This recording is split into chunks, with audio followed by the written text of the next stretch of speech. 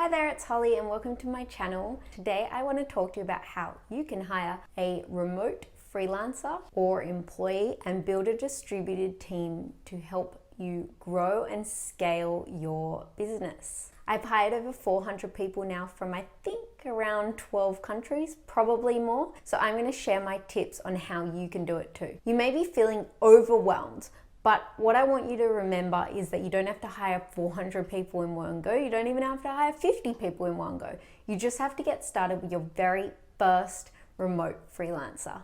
So let's get into it.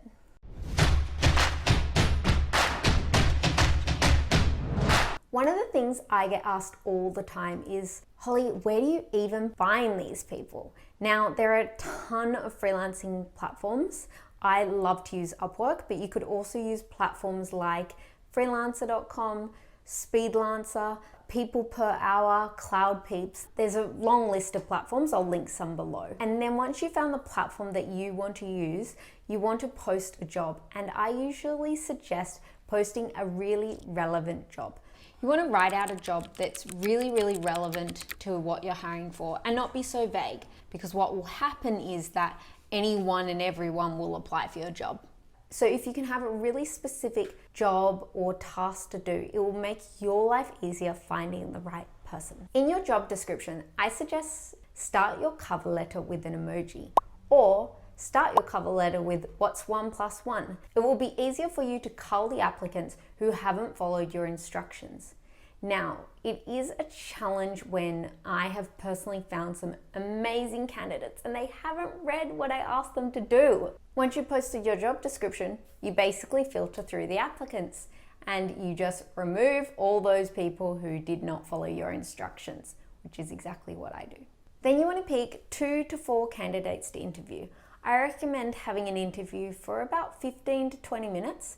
It's usually long enough to find out if the person is the right fit for your company culture. And what I find is that company culture is the most important thing to build with a remote team. I actually interview for company culture first before interviewing for skill set. They can have an amazing skill set, but if they can't fit with your team, it's never going to work. So I've actually also done a video on how to build a great company culture for a remote team. So I'll link that either below or above. I'm new to YouTube. Then for the applicants I give them a trial task. This is usually a paid trial task. It depends on the job and the role, but usually it will be a set project. So if it's social media, I'll ask them to put together some social media posts.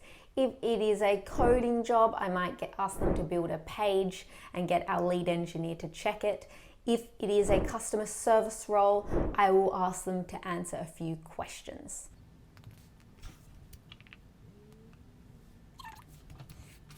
Once they've done the trial task and I feel that they're right for the company and the role and I like their work, I usually hire them on a part-time or project basis. That's another question I get asked all the time. Holly, should I hire hourly or a fixed rate? Now, it really depends on you and your project and your budget.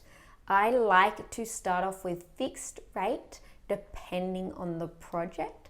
So for example, my video editing is fixed rate. Hi Brian, thanks for editing my video.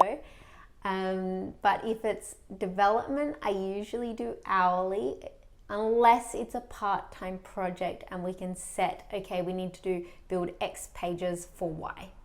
But for me, long-term, I like hourly. And the reason for that is I want to build a company that's all about trust.